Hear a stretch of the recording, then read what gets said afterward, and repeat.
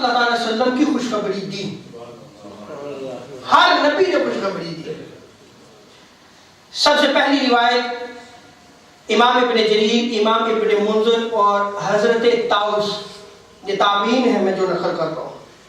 اور حضرت امام طاؤس جو ہے حضرت عبداللہ ابن عباس رضی اللہ تعالی عنہما کے شاگرد ہیں، اسٹوڈنٹ ہے، صحابی رسول حضرت عبداللہ ابن عباس رضی اللہ تعالی عنہما۔ انہوں نے اس آیت کریمہ کی تفسیر میں نقل کیا ہے کہ پہلے انبیاء سے وعدہ لیا گیا کہ اس پیغام کی تصدیق کریں گے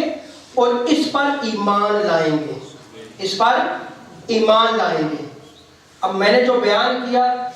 یہ تفسیر کس کی ہوگی؟ امام طاؤس کی ہوگی،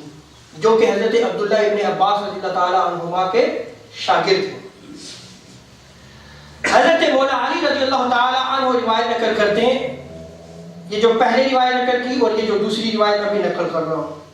اس کو امام جلال الدین سیوطی رحمۃ اللہ تعالی علیہ نے اپنی تفسیر الدر المنصور میں نقل کیا ہے،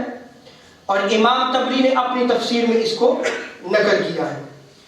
حضرت مولا علی رضی اللہ تعالی عنہ جو ہے وہ روایت نقل کرتے ہیں کہ حضرت آدم علیہ السلام سے لے کر حضرت عیسیٰ علیہ السلام تک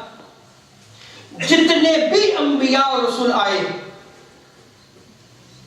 حضور علیہ السلام کے بارے میں ان سے وعدہ لیا گیا کہ اگر آپ صلی اللہ تعالی علیہ وسلم مبعوث ہوں اور تم زندہ ہو تو تم ضرور ان پر ایمان لاؤ گے اور آپ کی مدد کرو گے۔ سو ہر نبی اللہ کے حکم پر اپنی قوم سے وعدہ لیتا رہا۔ حضرت مولا علی کی روایت ہے کہ ہر نبی اپنے دور میں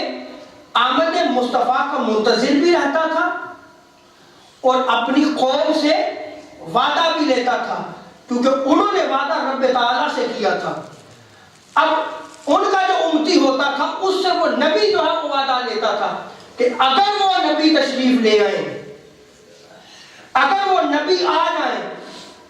تو ان پر ایمان بھی لانا ہے، ان کے دین کی مدد اور نصرت بھی کرنا ہے۔